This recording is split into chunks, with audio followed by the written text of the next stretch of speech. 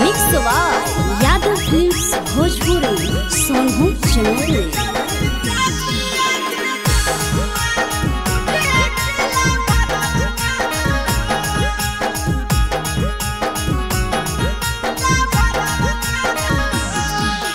होई गेलौ शादिया गे जनुआ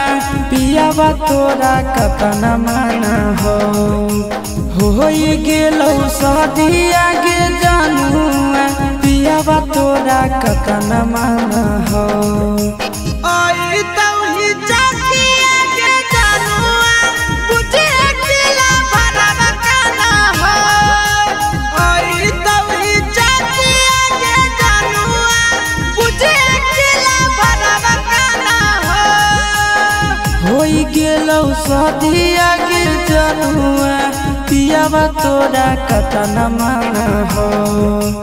होई गेलौ शादिया गे जनुआ पियावा तोरा कतना माना आई तौही जातिया गे जनुआ बुझे दिला भरल काना आई तौही जातिया गे जनुआ बुझे दिला भरल काना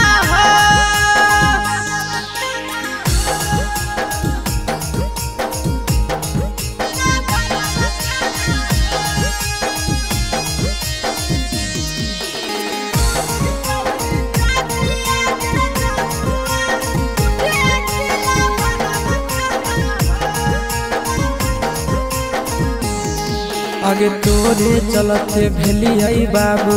माही से बदनाम गे काटी के कर जावा सोना लिखलियो नाम गे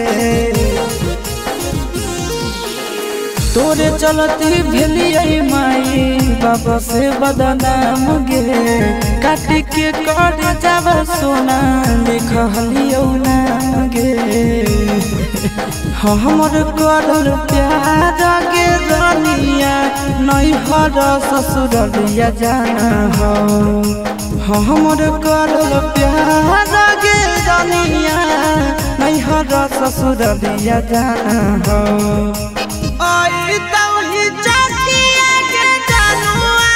बुझे दिला भरल काना आई तौही जातिया गे जनुआ बुझे दिला भरल काना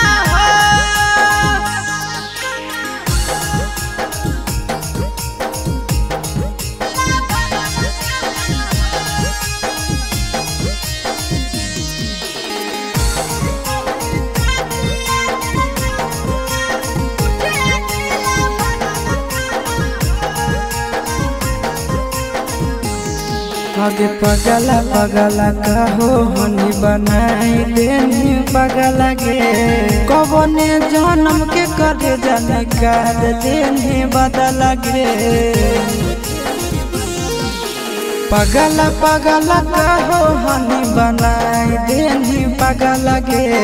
कौन जन्म के सोना निकाल लेनी बदला गे हमर दिहल निशानी आगे करे जावा पियावा तोरे अभियो